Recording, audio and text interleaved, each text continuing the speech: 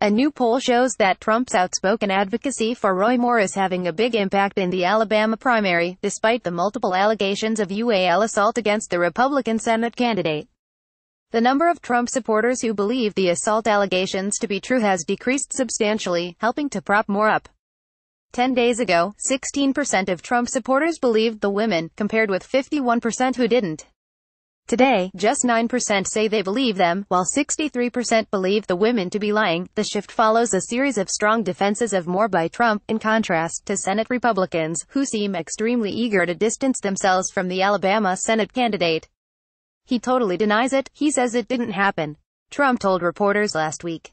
White House Press Secretary Sarah Huckabee Sanders had previously indicated that Trump wasn't prepared to rescind his September endorsement when he tweeted that Moore's like a really great guy. On Sunday morning, when Change Research began their two-day poll, Trump sent out two tweets which doubled down on his decision to support Moore. "Can't let Schumer-Pelosi win this race," he tweeted. "Liberal Jones would be bad. The last thing we need in Alabama and the U.S. Senate is a Schumer-Pelosi puppet who is weak on crime, weak on the border, bad for our military and our great vets, bad for our Second Amendment, and wants to raise his taxes to the sky. Jones would be a disaster." Donald J. Trump at Real Donald Trump, November 26, 2017. I endorsed Luther Strange in the Alabama primary. He shot way up in the polls, but it wasn't enough. Can't let Schumer-Pelosi win this race. Liberal Jones would be bad. Donald J. Trump at Real Donald Trump, November 26, 2017. Moore has reopened his 49-44 lead over the Democrat Doug Jones, according to progressive polling outlet Change Research. His lead is now as large as it was prior to November 9, when the Washington Post first broke the story about a string of UAL assault allegations against Moore.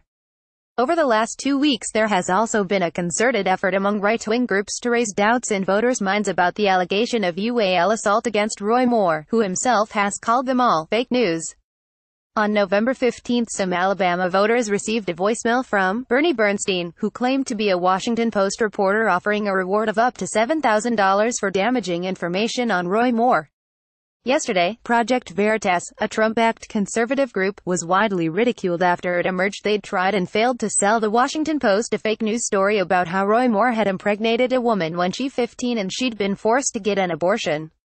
While these attempts seem humorously incompetent, they and the wider efforts of the right-wing media seemed to have been successful in raising doubts about Roy Moore's accusers in the mind of Alabama voters, and not just Trump supporters. When the allegations against Moore broke, voters believed them by a margin of 46 to 30% according to Change Research. However, that margin has now decreased to 42 to 38%. The allegations also seem to have helped solidify Moore's Republican base. 88% of those who had voted for Donald Trump said they would now definitely vote on December 12, compared with just 82%.